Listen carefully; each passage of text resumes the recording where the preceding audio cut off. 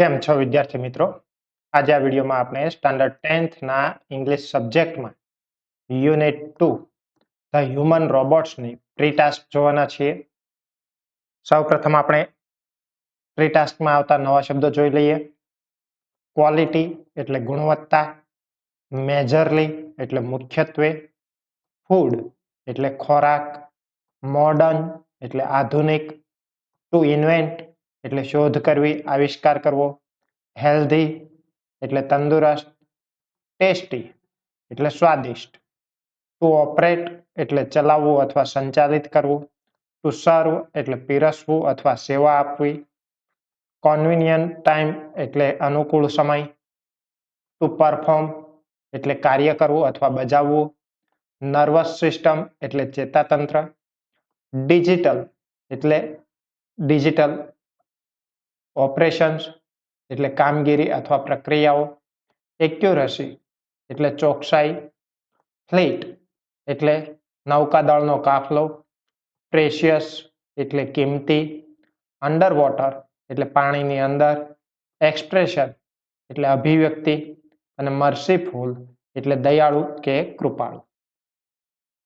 હવે પ્રી ટાસ્કમાં આપણને જુદા જુદા રોબોટ વિશે માહિતી આપેલી છે. પ્રથમ આપેલું છે મોલી. The quality of life is majorly decided by the food we eat. આપણા જીવનની ગુણવત્તા છે એ મુખ્યત્વે આપણે જે ખોરાક ખાઈએ છીએ તેના ઉપર નક્કી થતી હોય છે. In modern world, people want to eat good food, but they don't have time to cook themselves. આધુનિક સમયમાં લોકોને સારું ખાવાનું પસંદ છે, પરંતુ તેમને સારું રાંધવા માટેનો સમય નથી.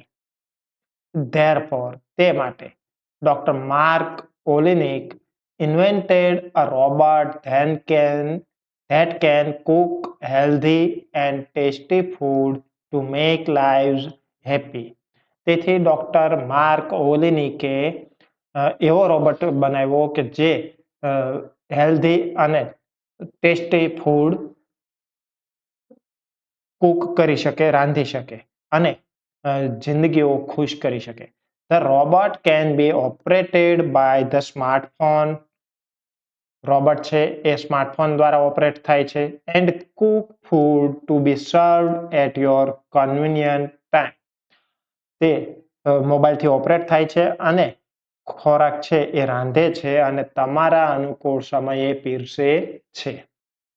સેકન્ડ છે neuro arm.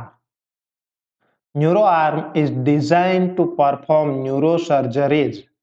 Launched in 2007, the neuro arm is guided by a neurosurgeon with the help of digital images.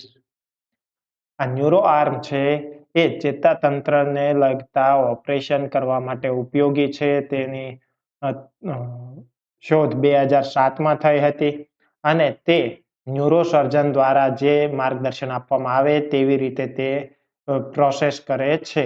It can perform critical operations with high accuracy. એ ક્રિટિકલ ઓપરેશન પણ કરે છે ઊંચી ગુણવત્તા સાથે. ત્યારબાદ છે sea swarm. Sea swarm works as a fleet.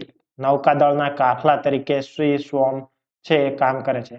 And collects and removes oil from the sea surface. દરિયાની સપાટી પર એકઠું થયેલું ઓઇલ છે એ ભેગું કરીને દરિયામાંથી દૂર કરે છે. The small size robot is designed in such a way that it can operate without human support with the help of GPS and Wi-Fi in the sea. આ નાના કદના રોબોટ છે જે માનવની સહાય વિના માત્ર જીપીએસ અને વાઈફાઈ દ્વારા દરિયામાં કામ કરી શકે છે. It can protect precious aquatic life from the danger of the oil spill.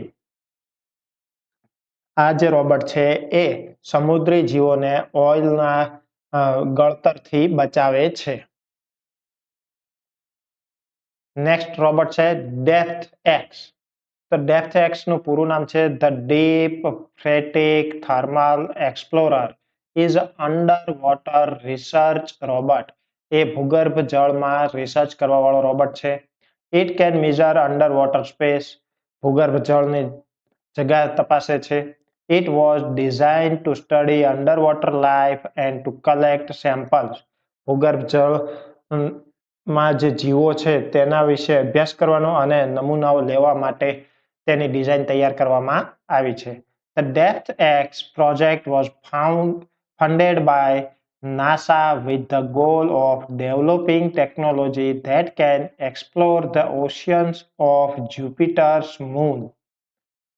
Jupiter ગ્રહના મૂન એટલે કે ઉપગ્રહ ચંદ્ર ઉપર દરિયામાં સંશોધનો કરવા માટે નાસા દ્વારા વિકસાવેલું રોબોટ છે. નેક્સ્ટ છે Milo. Milo the spiky hair robot that looks like a kid helps differently abled children in learning. Milo નામનો રોબોટ છે એ એકદમ બાળક જેવો દેખાય છે અને તે દિવ્યાંગ બાળકોને અભ્યાસમાં મદદ કરવા માટે બનાવવામાં આવ્યો છે. It has a face like humans. તેને મનુષ્ય જેવો જ ચહેરો છે. And it can make expressions too. અને તે હાવભાવ પણ દર્શાવી શકે છે. It helps many children and families and brings happiness in their life. આ રોબોટે ઘણા બાળકો અને કુટુંબોને મદદ કરી અને તેમના જીવનમાં ખુશીઓ લાવી દીધી છે. The meaning of the name Milo is merciful. મિલોનો અર્થ થાય છે દયાળુ કે કૃપાળુ. ત્યારબાદ અહીં તમારે 2 રોબોટના નામ લખવાના છે અને તે કેવા કેવા કાર્યો કરી શકે છે તે અહીં લખવાનું છે.